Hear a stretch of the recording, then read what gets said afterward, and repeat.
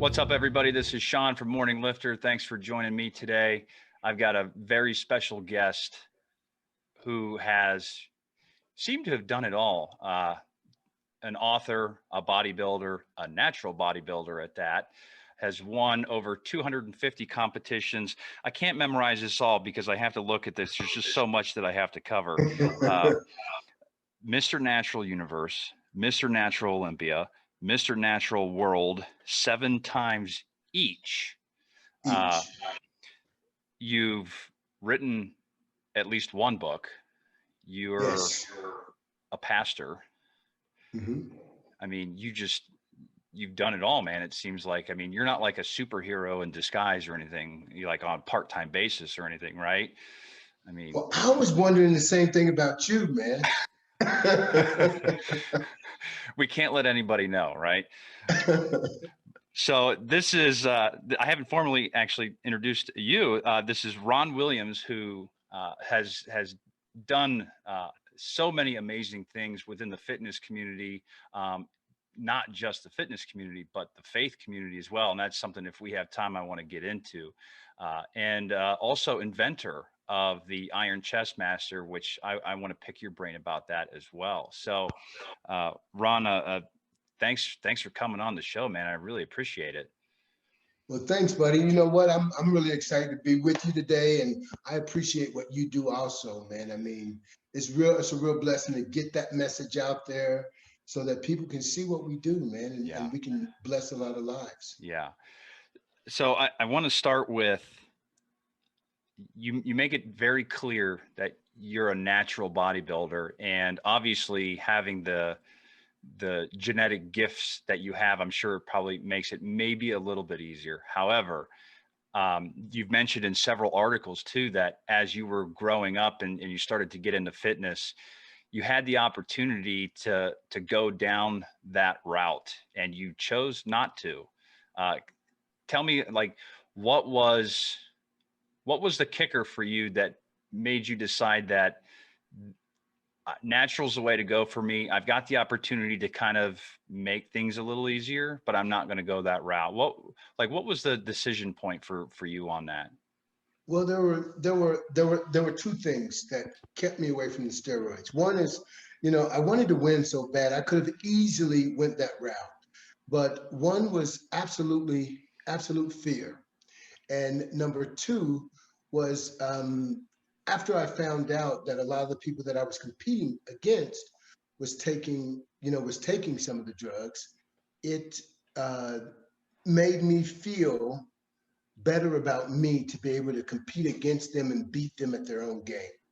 Now, in my latter years, there's no way I could have competed with those guys competing at 290 pounds. They weren't going over 300 at that time. Yeah. But they were getting up to 290. I could never competed with those guys, in my latter years in the Olympia, the Mr. World, Mr. And Mr. International. I could have never competed with those guys at that point. But the fear of it, and then after I became natural Mr. Universe, I mean, I'm the guy that people are looking at being natural. There's no way I could shift over then, But I think I was just blessed, man, not to ever get into that lane. I came really close. I want to just tell this really, really quick story. I remember Mr. Olympia. He was a Mr. Olympia. Me and him actually became pretty good friends. Not the natural. He came to me and said, "Ron, if you get on the steroids, you could win the Olympia. I mean, you've got the genetics for it." And I asked him, I said, "Do you take drugs?" He says, "No, we're not talking about me. We're talking about you. If you were to get on the drugs, you would absolutely win." And, my respect for him dropped a little bit because that made me feel like he was taking them. Later on, we found out that he really was. But when he said that to me, something inside of me said, the war horse inside of me that wants to win said, maybe you ought to consider it. I went into a doctor's office. And when I went into his office, I said, I was thinking about, I want you to talk to me a little bit about steroids, the pros and cons, and why I shouldn't. He went in his cabinet and got one of those rubber things out, man, and strapped it around my arm, went got a needle. I said, "Oh, wait a minute. He said, I said, I just want you to talk to me about it. I ran out of his office, man. Yeah, I ran out of his office. I was scared to death. I was like, no, I'm never going to do that. He said, you want to get big? And he had his needle. You want to get big? I said, no, no. So Maybe that that was was a really, good scare tactic. it really, man, it worked. It really worked. That's a pretty gutsy doctor to just go right to it. I mean, wow. I mean, That that's what he, yeah, that's what he did, man. Because he had so many clients, sure. and nobody, once they went in the office, there was no going back for them, you Yeah. know. But me, well, it was a different story. Yeah. There's I've had a chance to talk to a couple other people about bodybuilding. I'm not a bodybuilder for obvious reasons, but you know, what was it that kind of piqued your interest about it, and really that kind of brought you into fitness at the very beginning? Well, I started really young. I was in the military, and I had some pretty decent genetics. But to be real honest with you, I'm gonna tell you this: every time I won the Mr. Natural World or Universe or any big competition, there were at least three people on stage that could have beat me. At least three that were born with better genetics than me. But it was that I was able to take the information and the knowledge that I acquired and use it to take my body to another level so that I could beat the guys that had better genetics, because I had some weaknesses, man, that I had to really deal with and cover up. And the chess master that we're going to talk about later actually helped me with one of those weaknesses. Um, ask me that question one more time. So when you were younger, what really got you into lifting weights and fitness, and what later led on to bodybuilding? What were, was there Well, something that just kind of, was it like an epiphany, or was it a gradual effect? well, fitness for me, I've been in fitness my whole life. I remember, I mean, whether I played four sports on an international level before I was 20, and bodybuilding was the last thing I ever got involved with. Track was the first thing. I remember running track when I was 12 years old, man. And when I was 13, this is what changed my life. When I was 13, I ran in a track meet and I took second place. I thought I did pretty good. It was between the seventh and the eighth graders, and I took second. And when we went into the locker room, there was a grade school newspaper article that they were writing. So they came in and asked me, they said, how did you do? I said, did really good. They said, what place you get? I said, second. And they said, who won? I said, he did. And so they shifted over to this guy, man. And they stopped talking to me. Nobody wants to talk to a second place guy. Mm. And then the guy who took third, his family was over on the other side of me. And I watched this guy with his family. I watched this guy with the reporters.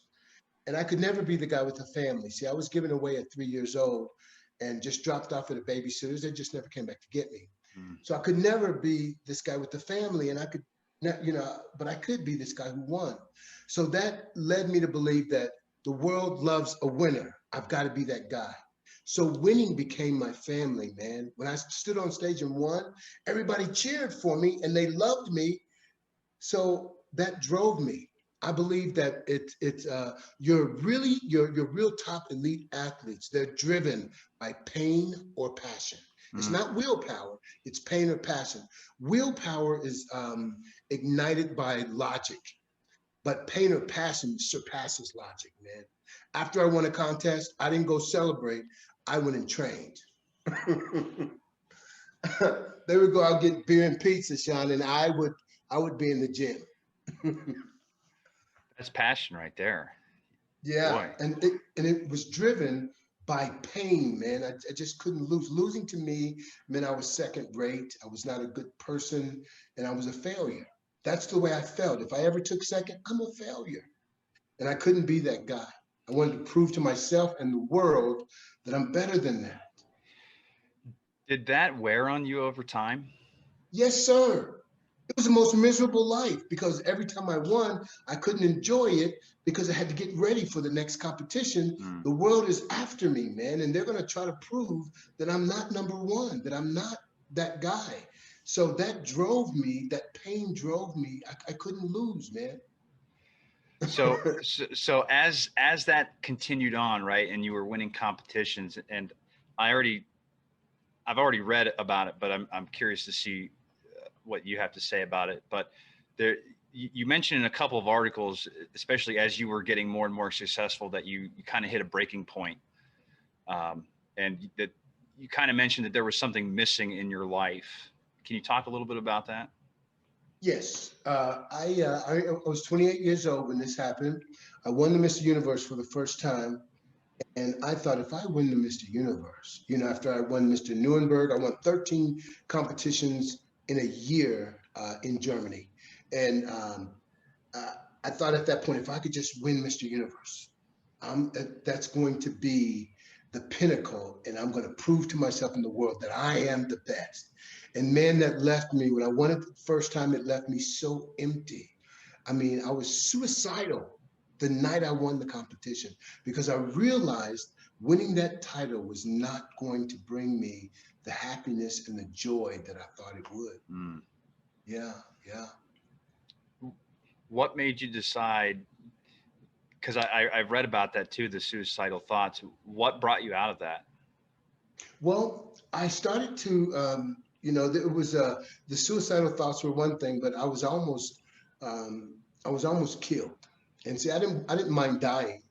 I just didn't want to be killed. There's a huge difference. Yeah, right. I Absolutely. wanted, I wanted to go to sleep and just wake up dead, painless. Yeah. But what changed in my life was the relationship I started building with God. Mm.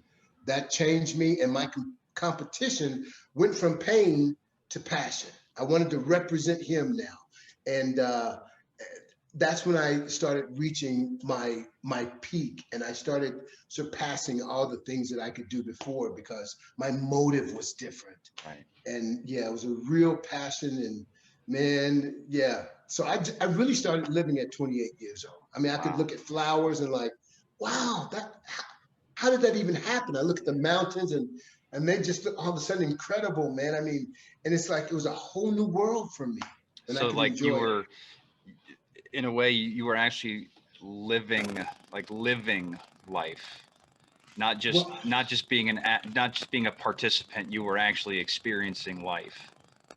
well, I was numb. Yeah. I was numb. All I knew was numbness or pain, numbness or pain. Yeah. Wow. How okay, the way that you got into your faith with God, it's something that it really intrigues me because that's I'm I consider myself a person of faith as well. What was it that got you, like, what was the stepping stone, that took you to that level where you started to understand, and what got you to accept God into your life? You had to ask that question. Okay, Sure here we did. go. I wasn't going to let Well, you off the hook with that. one is I was molested as a child, Okay. 3 years old, starting at 3 years old till I was about 11 or 12. And so sex became a huge part of my early life. And I always felt dirty. I used to take a bath and I would take a scrub brush and bleach and scrub my skin, but I could never get the dirt off, John. I mean, so sex became a part of my life really, really early. And so it ended up with 6 children at a real early age. And um, uh, I remember going to Germany, enjoyed being in that country. When I came back, I realized it was one of the funner times of my life. But I went to a nightclub one night and uh, I wanted to take a girl home that had a German accent. They call them war babies when they were half German, half American. But she had this accent, a German accent. She spoke fluent German. And I asked her, would she go home with me that night? I have this room, I called it the Hall of Fame. All of my trophies are in this room. And I had a strobe light. That'll tell you how old I am. Had a strobe light. And the strobe light, I would go in the room when I was depressed and I would turn the strobe light on and I would look around at myself, I thought, and I felt like, you know what? I'm not so bad. Look, I can do stuff. I can win. And I told her, I said, I'll take you to the Hall of Fame. She says, what is the Hall of Fame? And so I started telling her about that. She said she would go home with me. Long story short, I lost her. She didn't come home with me that night. But the next day I walked past the TV and I saw this news report. Back then, AIDS was huge, man. Back in 1988. And I saw this girl that was on TV. They had a mugshot of her. What she was doing, Sean, she was taking men to the hotel and she was sleeping with them. She had AIDS. She was sleeping with these men, and she would write on the mirror, "Welcome to the world of AIDS," with lipstick, and she would leave. And I looked at her. It was this girl, Oh my goodness. and it was the girl that I wanted to take home. And I had already heard a voice tell me, "I'm going to take your life. I'm going to take your life. I'm going to take your life." And I thought, man, it would be horrible to die of AIDS. So a couple of days later, you know, it was a girl that I we had relationship together. She got really, really skinny all of a sudden. The guy that she was with before I met her, he got real skinny all of a sudden. And here I'm a bodybuilder, man. I'm thinking, AIDS, one of the first things you do, you lose weight. So everybody's losing weight around me. And I'm thinking, I don't want to die like that. So I fell on my knees, man. And I cried out to God. I said, man, I think I got AIDS. I need you to do something about this.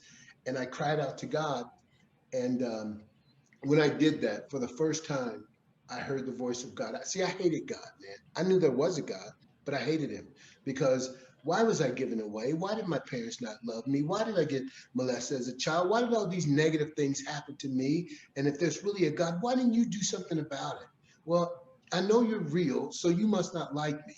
I'm not good enough. So it was me against God, me against the world. And for the first time, God spoke to me and told me, you're fighting against an enemy that you can't see. He knows all your weaknesses. He knows all your strengths. He'll even use your friends against you, and they don't even realize it. He said, you can't defeat this enemy. And I thought, man, that's a loser. He said, the only way you can defeat this enemy, because he's a spirit, you have to have a spirit, and that's the Holy Spirit. And I remember I hadn't cried since I was 13 years old. And I was 28 years old now. Tears started running down my face. I said, whatever it is, give it to me. So the Lord baptized me in the Holy Spirit that day. And I've been like this, messed up ever since. That Yeah. is a lot more than I expected. But that is, oh wow, that's powerful, man. You raise a really good point. There's, I listen to a lot of people, and I've listened to a lot of different pastors and speakers, and they all talk about, there's always one common theme. Jordan Peterson I listen to a lot as well, and there's always the one common theme. The world is ugly, life isn't fair, and we as humans just have to deal with it. And for a lot of people, the faith is the best way to get around it. And it sounds like for you, especially, how difficult was it for you to kind of let go of the past? Because you don't forget it, but I guess how were you able to really forgive the past situations? You know, it's hard for me to word it.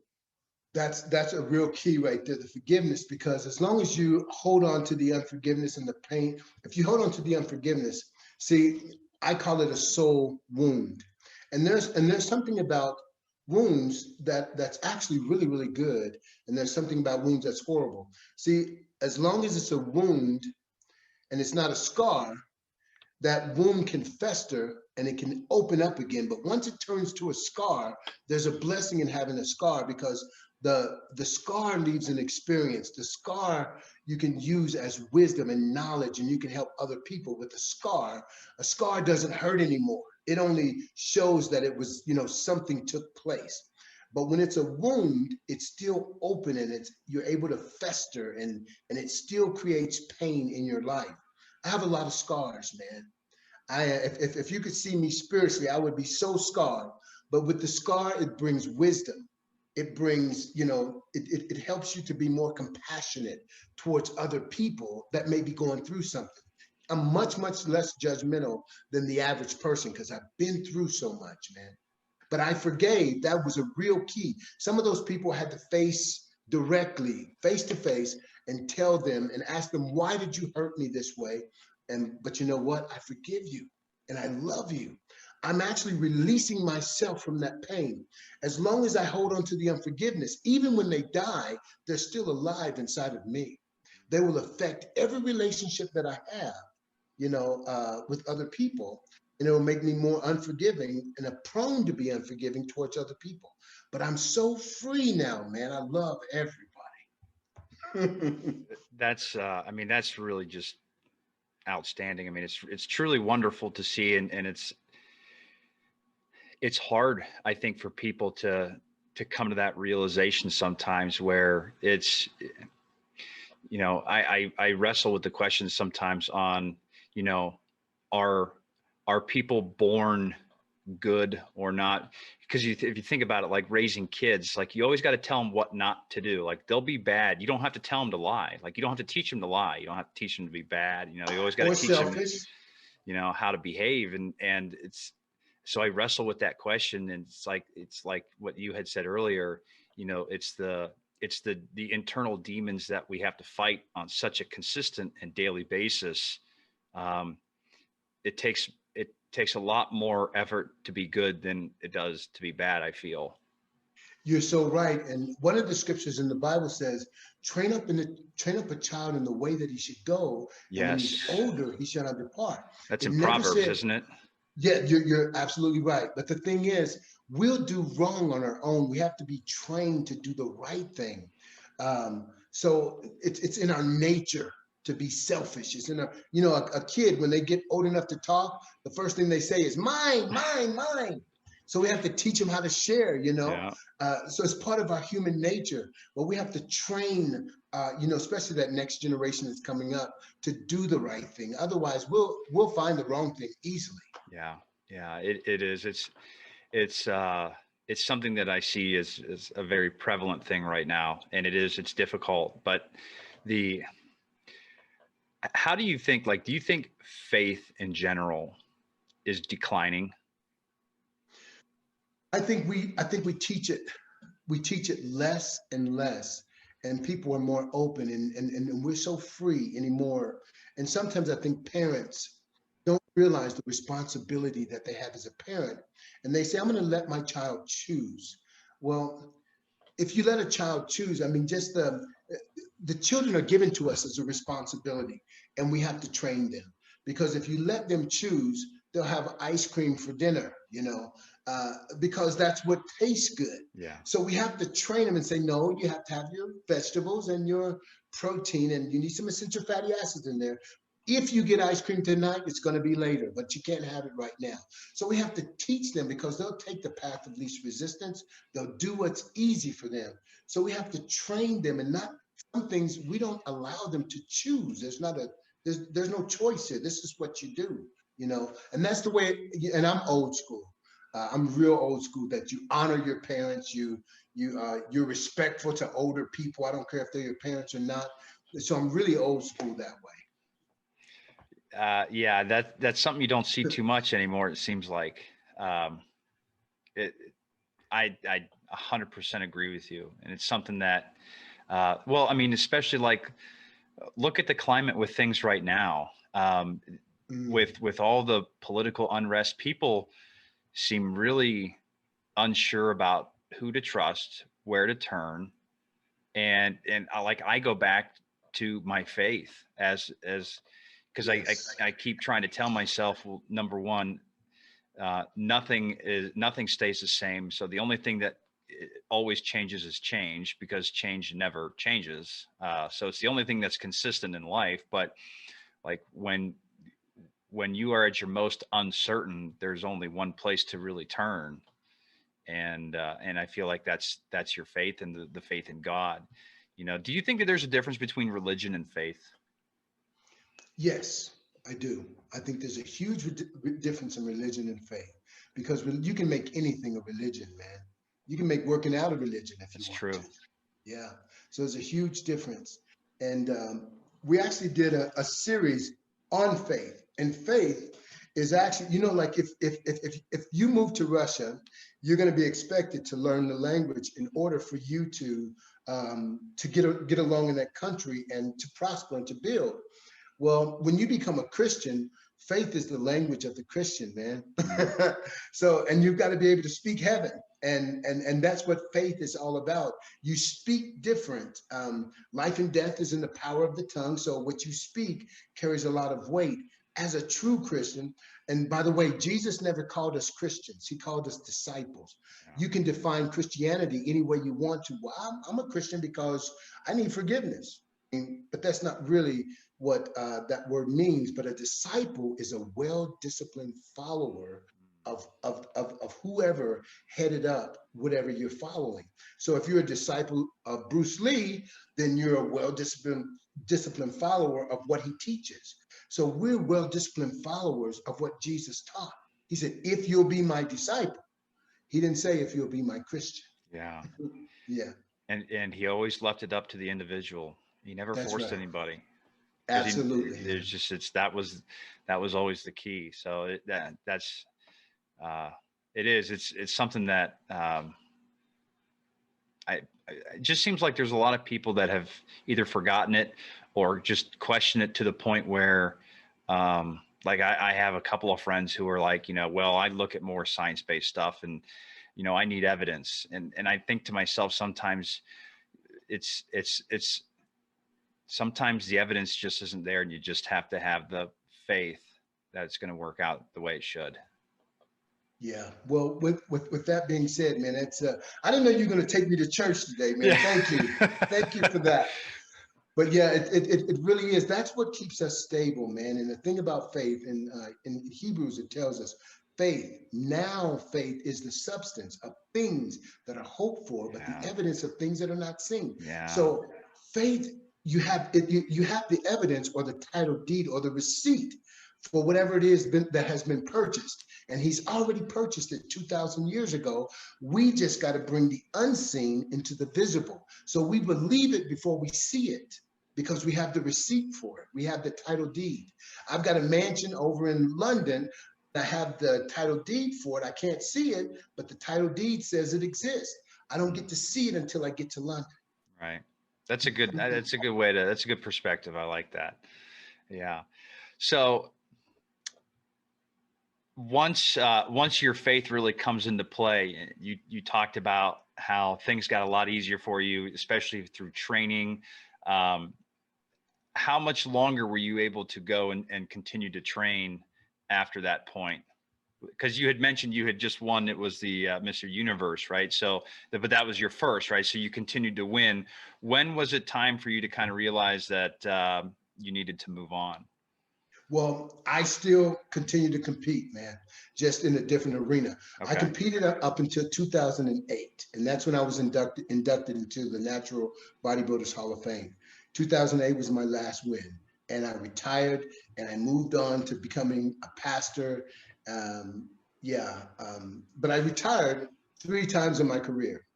At one time, I retired for 7 years and came back and was better than I was before I retired, man.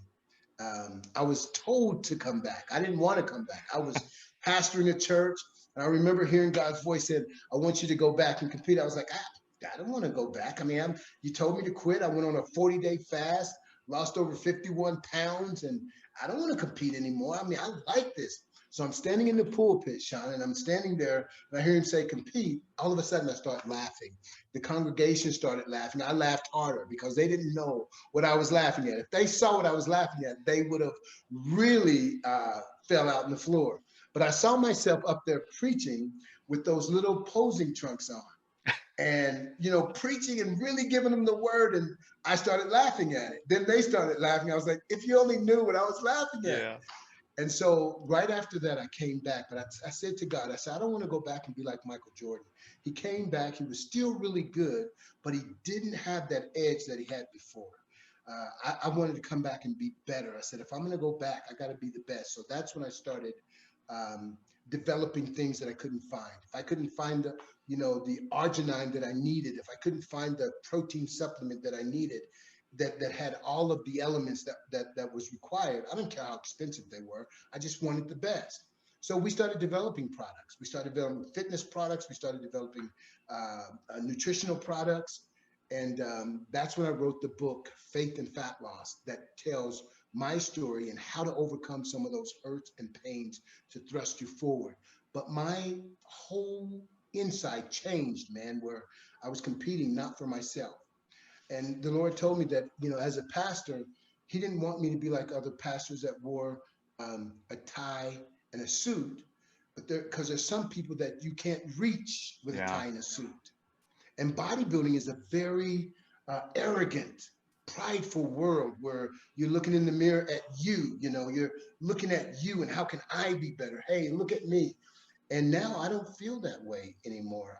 I want to help other people. So I was driven now by how can I help somebody else? Yeah.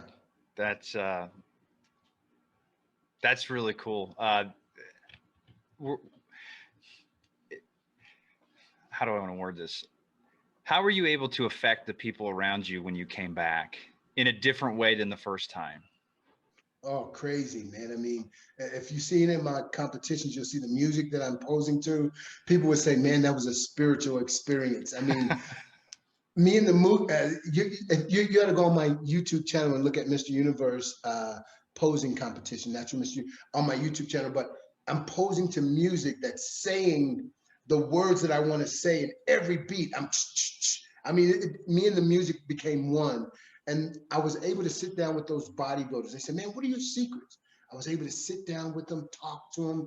I mean, whatever time they needed, I gave it to them. And I was able to, it moved me into different places that I couldn't go before. I would go into the prisons. I would go into high schools. I would go into, I taught at PFI, Professional Fitness Institute. I was able to go in areas and places and speak for corporations that, and have questions and answers. And they would always ask that question that you asked and open the door for me to speak about God. And because I was really comfortable doing it, it didn't cause them to fear or to fret. It just is, Yeah. wow, that's a pretty cool story. And a lot of people started developing relationship with God and they stopped being embarrassed about the relationship they had with God. That's interesting that you say that. Why do you think people are embarrassed? Because sometimes I think people, they try to separate their Christianity from the rest of their life because they don't know how people are going to accept how they That's the feel. judgmental piece that you had mentioned earlier. Yeah, yeah, yeah. And but when I come around, it's almost like it gives them the freedom or the right to say it's okay. I remember going to Disney World, and I prayed for a manager at one of the restaurants. He was limping, and I said, "Come here, man. Come here. I want to talk to you." I set him in the chair, and I held his legs because he was crooked, and I prayed, and one of his legs grew out while I was holding his feet. And he stopped limping and his back stopped hurting. There was an employee there. He had a cross on, but he had it turned around in the back like that. And he came out. He said, "Man, thank you for not being ashamed of your faith." And he took his cross out and he said, "I had my cross in the back, but now I'm going to wear it like this now." And I said, "Why?" He said, "I just didn't want anybody to know that I was a Christian, but I'm proud to be a Christian. You make me proud to be a Christian." Wow. Ah, and man, that meant so much to me when he said That's awesome. that. That's always good to see because those are life-changing events there. Those are the types of things that you'll just never forget. Yeah, So those, especially with faith, because uh, people are like the age of being offended by everything, and it's like you know. But of course, Christianity always seems to have been under attack. I mean, it's never. It seems like it's never not been under attack. yeah, And so for uh, a lot of people, I don't know. I always find that interesting, that people aren't. I don't know if I want to say necessarily uncomfortable with it, but that they want to persecute it so much. yeah. But what's really strange and what's really different with me is I didn't really learn to love people until I started developing a relationship with God. I mean, Mm.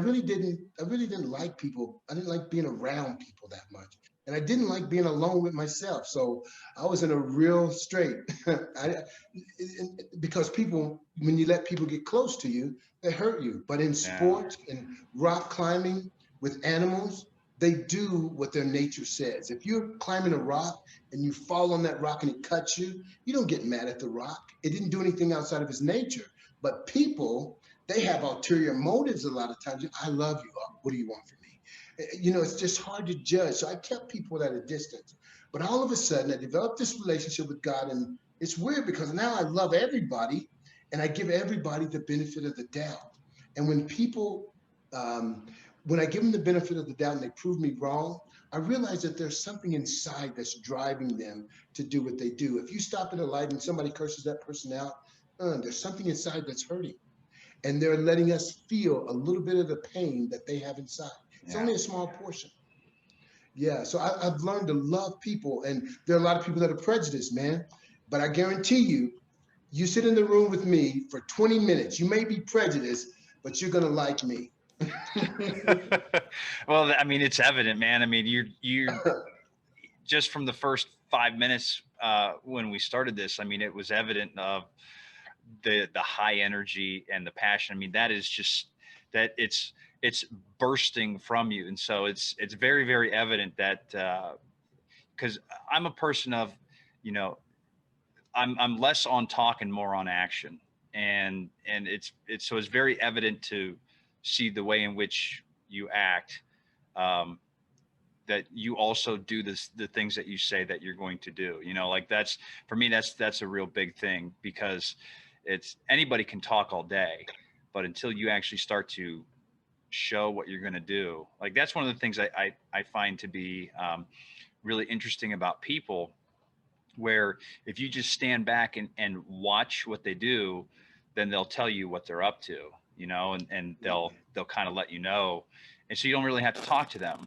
You know, if you just stand back and start to watch them. That was something I learned from Jordan Peterson as well, and that I found just mesmerizing when he said that, and I heard that I was like, whoa, like that was big for me, especially looking at dealing with people, uh, and it allowed me to gain a deeper insight into others, and like you had mentioned, the ulterior motives and what people have, you know, really in their hearts. So it it, it, it is something that's interesting.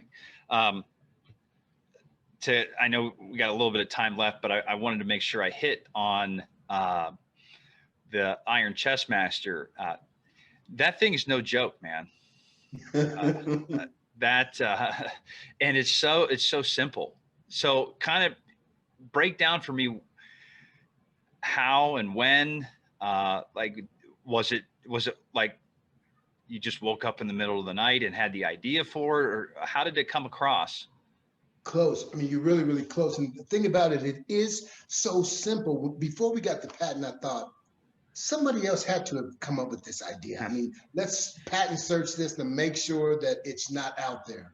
But I was sitting on the side of my bed. Me and my wife, we had been doing a lot of traveling at this time, speaking and going to different churches and corporations around the country. And I started missing workouts, man. I'm telling everybody else to work out, be consistent. So I get to another state. It takes me 30 minutes to get to the gym. I got to pay $20 to work out. And then I've got to work out, take a shower, go back to my hotel, get dressed. And so I was missing workouts. And so I sat on the side of the bed. I said, God, there's got to be a better way. And all of a sudden, boom, I saw the Iron Chess Master in my head. Within 2 weeks, I had a working model in my garage. Mm. And I started using it. Man, I'm like, I'm taking this on the road with me. And I have what you call the Hummer. It's two pieces. That's one piece, the one that you had. It's two pieces. And it's like a Hummer, man. There's nothing you could do to hurt it, to bang it up or anything. And so I started using it, man. And everybody that touched it said, man, I want one of these. I've never felt anything like this on my chest Yeah. because of the lateral resistance that it has. You know, when you do a cable crossover, you're pulling from behind, but never directly lateral. Do you see the push-up is the same position as the bench press. That's where the body is in the strongest position when you're on a bench press. So you have the bench press portion of it, and then you have that lateral portion to finish it off.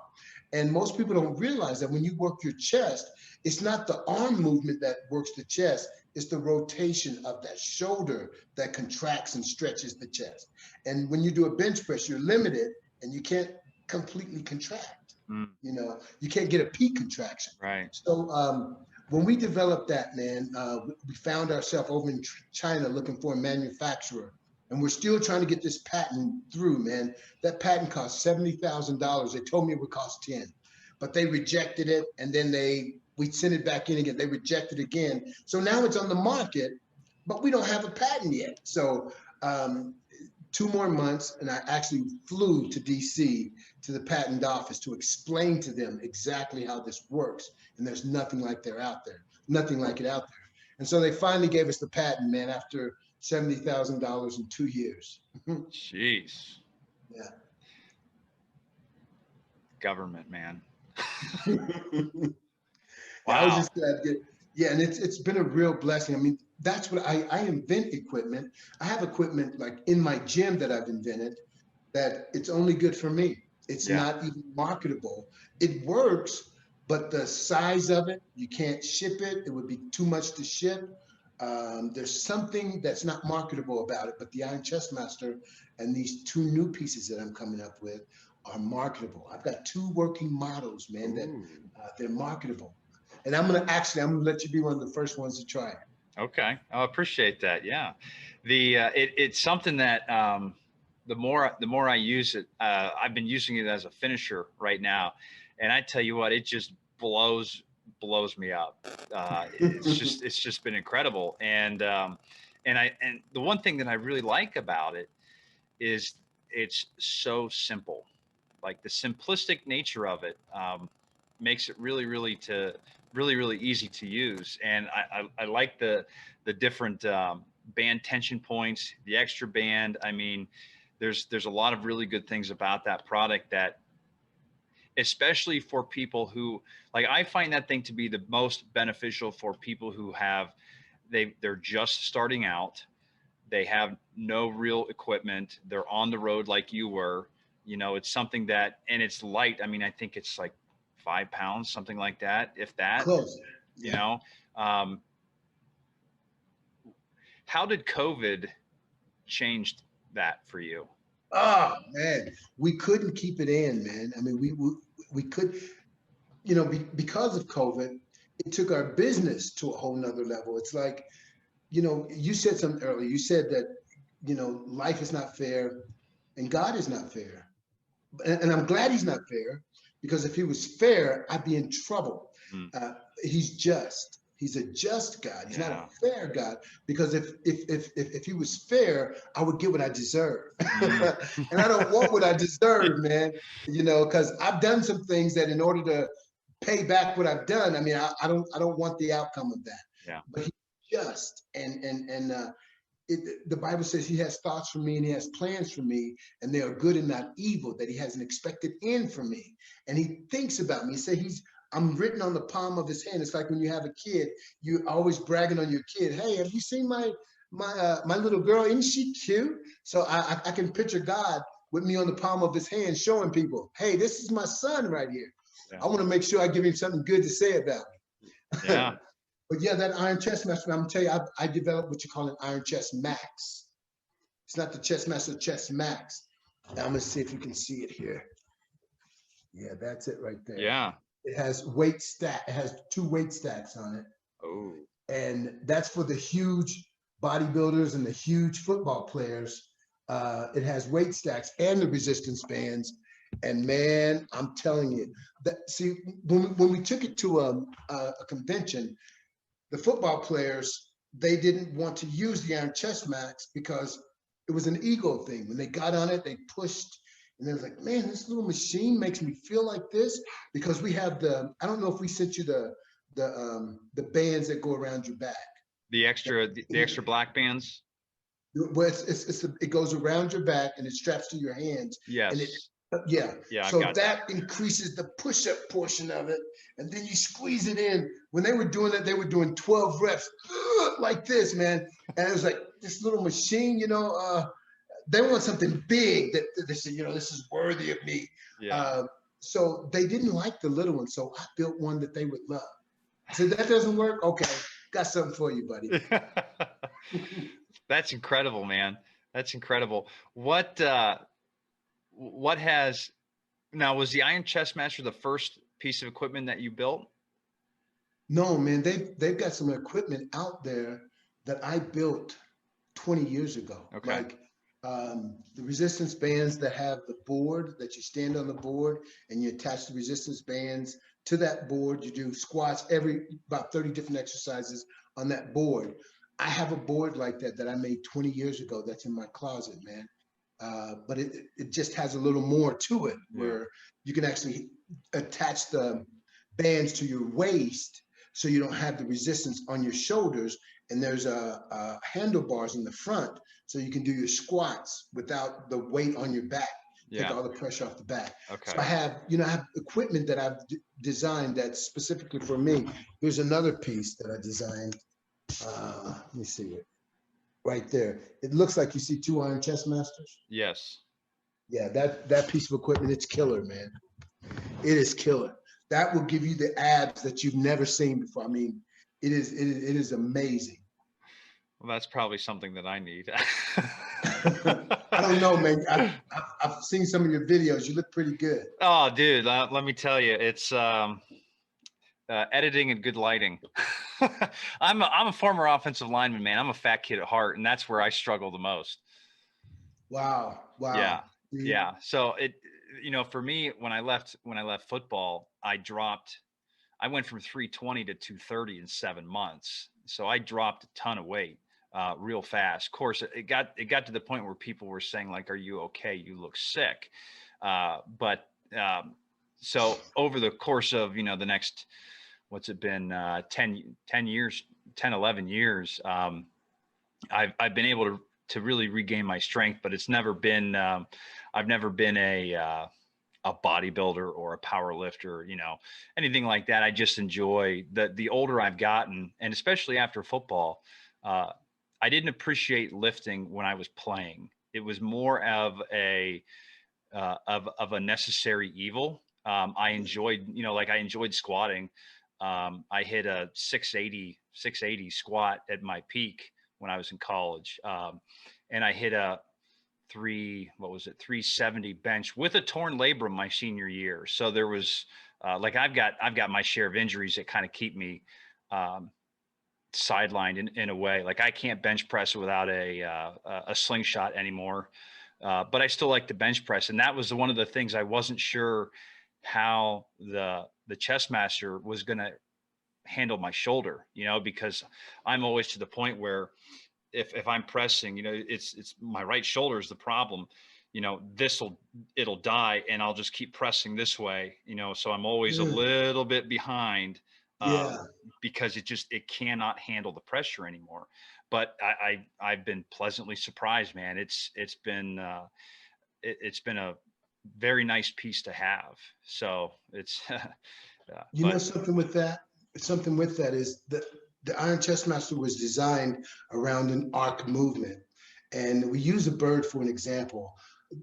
A bird has the same shoulder joint that we do, a ball in a socket. The largest muscle and the leanest muscle group on a bird is his chest, and he flies in an arc. When you use the Iron Chest Master, you'll notice that it's an arc movement, just like that bird. They don't do rehab. Birds do prehab, because if they lose that shoulder, they lose their life.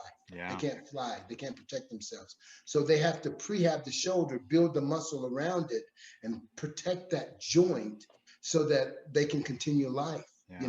So the Iron Chest Master is taking that same movement that the bird has.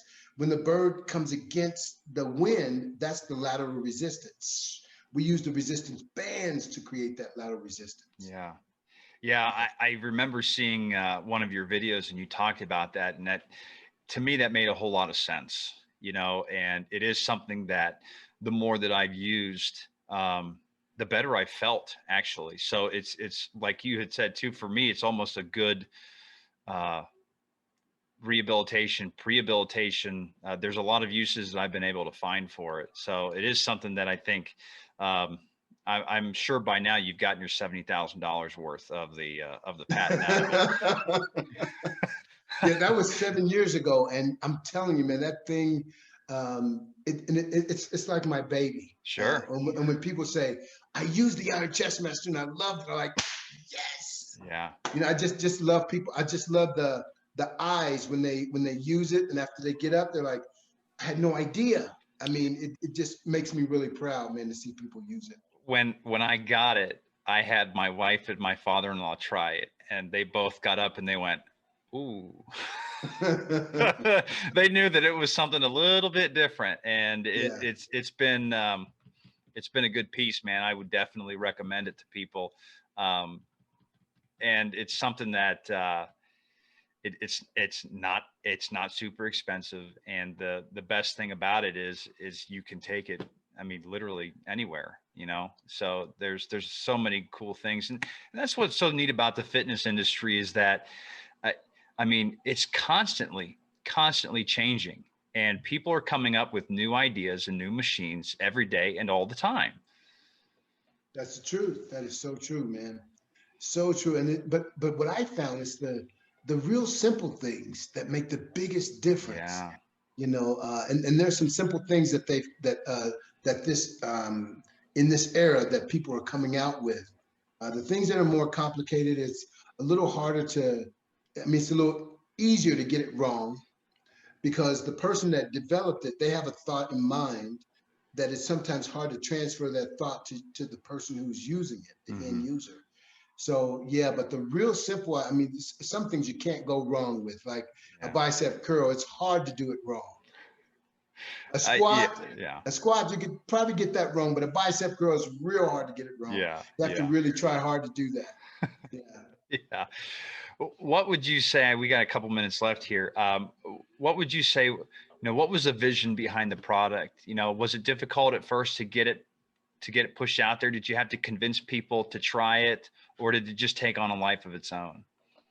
It at first I had to get well, one of the things we did wrong with our research and marketing, we did a lot of research and we did a lot of testing. We had university studies done on it, and you know we got some great results from the university studies. I went into the military, trained the military with this piece of equipment, the 19th Special Forces and the Utah National Guard, and you know we just went different places getting these studies done, and we built really wide and didn't build deep.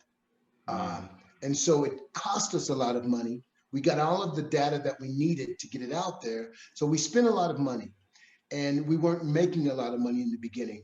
But the moment we put it out on the market and started doing the marketing, we had to learn how to market this piece of equipment because our first marketing was bad. We marketed this, you know, one size fit all.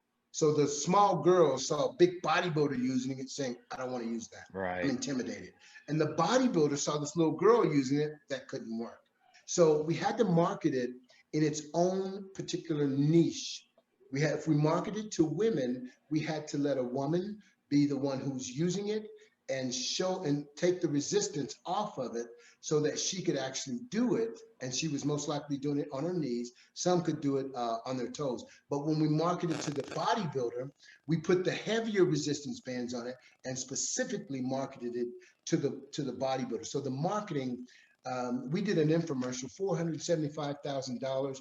It was a complete flop. Oh boy. Because we made it fit everybody. We had the little girl, skinny guy, we had the big bodybuilder, and all of it was, you know, hey, this works for everybody. Nobody bought it. Oh boy. But when we started marketing differently, it took off. And then COVID took it to another level. Yeah. Seems like COVID took every fitness company to another level. And it's just been for people in that industry, it's been a blessing, but at the same time, for a lot of other people, it's shown. The one thing that's interesting, I'm sorry for keeping you. I know that you've got to get going.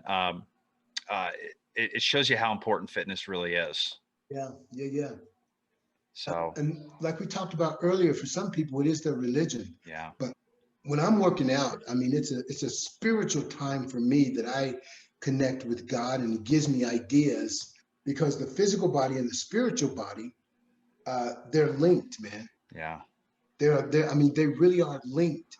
And I want my body, my spiritual body is inside, but my physical body, I want it to emanate what my physical body, I want to emanate what my spiritual body looks like. So the better I get physically, it only means to me that I'm growing spiritually. Yeah, I agree with a lot of that because I spend a lot of time I'll actually listen to sermons and speeches. I've listened to a lot of Dr. Miles Monroe. I'll listen to Joel Osteen. I'll listen to Joyce Meyer. I've listened to, there's actually a lot more. Billy Graham. I mean, there's just so many people that are out there that I actually spend time listening to. One of my favorites is Miles Monroe. I mean, some of the stuff it's just incredible. And that's a guy we lost way too early. Yeah. But he's been one of the biggest influences for me in my life, without a doubt, over the last few years. So, so I'm sorry for keeping you, but I got two more questions. They'll be pretty quick. Okay.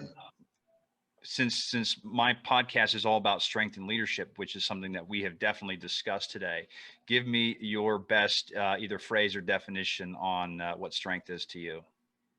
What strength is to me? What is strength to me?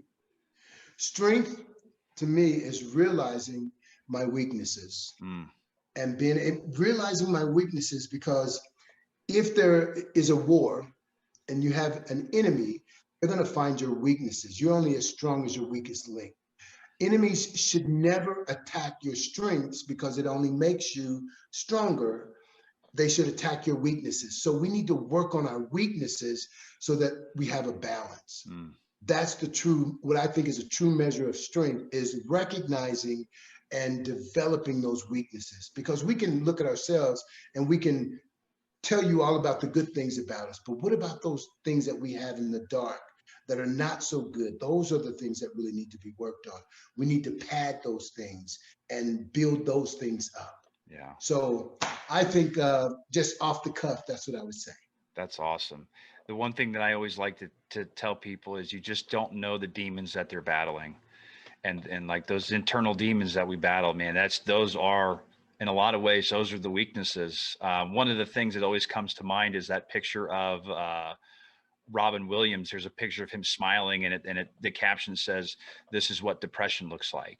It's like you just don't know the demons that people are battling sometimes. And but I love that definition. Everybody that I've always had on the show has come up with something different. So it is really neat to hear. How about leadership? What would you define leadership as? I define leadership as not pointing the finger, but being out front. When we talk about a train, when you look at a train that's on the track, there's only one train, and the rest of them are cars. And then you have a caboose at the end. But the train is the engine that's in front. So as a leader and a trainer, as a leader, you want to be out front pulling. You want to be supporting. You want to be supporting everybody that you're trying to lead and not pointing the way. Like with your family, you guys need to go to church today. No, come on, we're going to God. Take my whole family. I got you by the hand. Let's go. Wife, children, come on, let's go.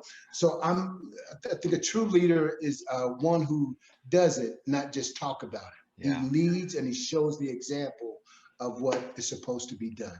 Yeah, that was exactly something that I had mentioned earlier. It was the things that you see with the way that people act, not just about what they talk about, but how they act will tell you so much that you need to know. So, but I appreciate the time, Ron. I know you got another engagement you got to get to. So I love to talk, man. We're going to have to talk again. I'd love to especially talk about faith with you a little bit more. Because I could talk all day long about stuff like that. So it was definitely, it was a mental workout for me, for sure, to get a chance to talk to you, man. So really appreciate the time, brother. Thank you. Yes, sir. Please, let's talk again, man. I really enjoyed you. You seem like just a wonderful, wonderful person to get to know, man. As are you, my friend. Yeah, absolutely. And it's nice to have conversations with like-minded people. Awesome.